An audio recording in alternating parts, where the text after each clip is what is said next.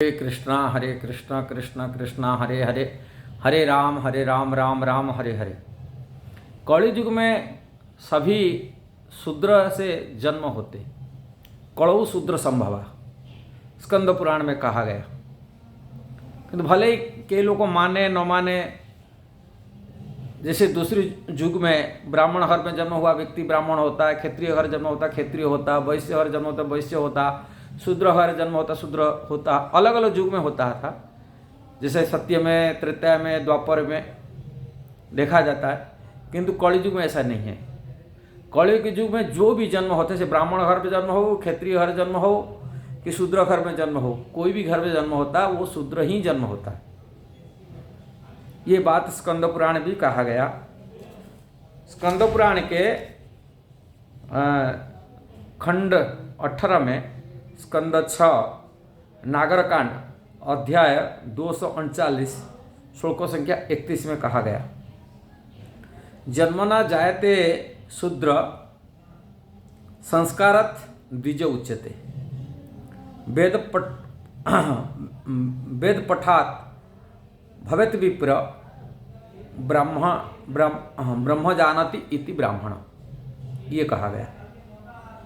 इसलिए कोई जन्म होने से ब्राह्मण हो जाएगा, ब्राह्मण घर में, ब्राह्मण कुल में, ये शास्त्र नहीं कहता है, किंतु अज्ञानवश में लोग मान लेते। इसलिए ये जो चीज को इस्कन शिल प्रभुपाद दुनिया को आंख खोला, शास्त्र में क्या लिखा गया ये देखना चाहिए। कोई व्यक्ति जन्म होने से ब्राह्मण नहीं हो सकता, ये जान लेना चाहिए। कलयुग का है ये शास्त्र में दिया गया। कलयुग में कोई व्यक्ति जन्म होने से, वो ब्राह्मण घर में जन्म होने से ब्राह्मण नहीं हो सकता। यदि वो कई जगह भी लिखा है श्लोक में, जन्मना जायते शूद्र कर्मणा द्विज उच्यते, यदि कर्म करता है वो दूसरा जन्म हो जाता है। कर्म के माध्यम से ब्राह्मण हो जाता है, कर्म के माध्यम से क्षत्रिय भी हो जाता है, कर्म के माध्यम से वैश्य भी हो जाता है, कर्म से शूद्र हो जाता है। देखा जाता है कलयुग में। ब्राह्मण घर जन्म होकर के वो बिजनेस कर रहा है, कर्म करता है वो बिजनेस करने से वो वैश्य बन जाता है। और ब्राह्मण घर जन्म हुआ, किसी का नौकरी कर रहा है, जो नौकर काम करता है किसी घर में, वो शूद्र बन जाता है, उसको ब्राह्मण कहा नहीं जाएगा। ब्राह्मण घर जन्म हुआ, जाएंगे आर्मी में काम कर रहा है, उसको क्षत्रिय कहा जाएगा। इसलिए कर्मणा लिखा भी कई जगह रहे। मनु कहते मनुष्य में, ऐसा ही मनु स्मृति में लिखा गया, वो कर्म कर जाए। ये तो ब्रह्मा जी नारद जी को बताया ही बात है, किंतु इस श्लोक के हिसाब से तो स्कंद पुराण की, किंतु ये भी ऐसे ही वर्णन किया गया। इसलिए कर्म हिसाब से उनको वर्णाश्रम बनाया गया। किंतु ये बात को कई लोग आज तथाकथित जो साधु महात्मा ब्राह्मण जन्म, तो वो भी हजम नहीं कर पाते। और इसका ये चीज को शास्त्र में क्या लिखा है उसको आजीटीज दिया। शिल प्रभुपाद आजीटीज ग्रंथ बनाया, भगवत गीता श्रीमद् भागवत में आजीटीज दिया। इसलिए जो बुद्धिमान पढ़े लिखे होते हैं वो उसको समझ जाते हैं, इसलिए इस्कॉन के फॉलोअर बनते, इस्कॉन के दीक्षित शिष्य ही बनते। ये भारत में सबसे ज़्यादा देखेंगे जन्मजात ब्राह्मण परिवार व्यक्ति ज़्यादा सबसे इस्कॉन में आज आए हैं। वो पढ़े लिखे होते, बुद्धिमान होता है, दिमाग खुलता है। और कई लोग होते तो गंवार होते, वो समझ नहीं पाते, और क्या है वो इस्कॉन का कमेंट का पास करते। किंतु शास्त्र में लिखा गया, यदि वो जन्म से शूद्र तो होता है, संस्कार होता तो उसको द्विज, दूसरी जन्म हो जाता है, उसको द्विज ही कहा जाता है। पुण्य जो वेद अध्ययन करता, शास्त्र अध्ययन करता है, वो विप्र बन जाता है। और ब्रह्म जानती इति ब्राह्मण, ब्रह्म मतलब भगवान को जान लेता है, भगवान को समझ जाता है, भगवान भक्ति कर लेता है, जानते हुए भगवान की शरण में आ जाता है, उसको ब्राह्मण कहा जाएगा।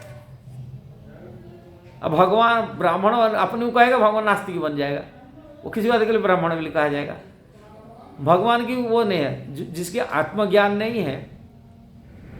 आत्मज्ञानी व्यक्ति कभी नहीं बोलेगा मैं ब्राह्मण अगर जन्म में ब्राह्मण बिल्कुल कहेगा नहीं। आत्मज्ञानी व्यक्ति ये तीनों वर्ण आश्रम से परे हो जाता है। आत्मज्ञानी व्यक्ति जो आत्मा को जानता है, आत्मा की कोई वर्ण है ना आश्रम, ना उसको 4 वर्ण में जाता है, ना क्षत्रिय है, ना वैश्य है, ना शूद्र है। आत्मा तो भगवान श्री कृष्ण का अंश है। जैसे भगवत गीता में कृष्ण कहते हैं ममई अंश जीवलोक जीवत सनातन, सनातन रूप से। सनातन मतलब पहले था, अभी है, आगे भी रहेगा, मरने के बाद में। ये तो जो वर्ण में जन्म हुए, जिस परिवार जन्म हुए, हमें अपनी उनकी परिचय दे रहा है, देह के परिचय दे रहा है। देह बुद्धि के कारण से लोग अपने को मानता है मैं ब्राह्मण हूँ, क्षत्रिय हूँ, वैश्य हूँ, शूद्र हूँ, मानता है देह बुद्धि के कारण। देह जहाँ पर जन्म हुआ, जिस परिवार जन्म हुआ, उसको मान लेता है कि वही कर्म जो कर रहा है उसकी मान लेता है। किंतु आत्मा तो कोई परिवार के नहीं, आत्मा तो शाश्वत सनातन अजीवात्मा है। वो भगवान कृष्ण का अंश है, और कृष्ण का अंश है, कृष्ण का सेवक है। हाँ, अकेला ईश्वर कृष्ण 800 भृत्य। भगवान श्री कृष्ण के मालिक स्वामी हैं और सभी दास हैं, सेवक हैं, और उनका सेवक हैं। और सेवक यदि परिचय नहीं है, कृष्ण का मैं दास हूँ, कृष्ण का सेवक, आत्मज्ञानी नहीं है। इसलिए देह बुद्धि से कारण से ये जाति प्रथा मन में मान लेते मैं ब्राह्मण हूँ, क्षत्रिय हूँ, ये देह की परिचय है, आत्मा का परिचय नहीं है।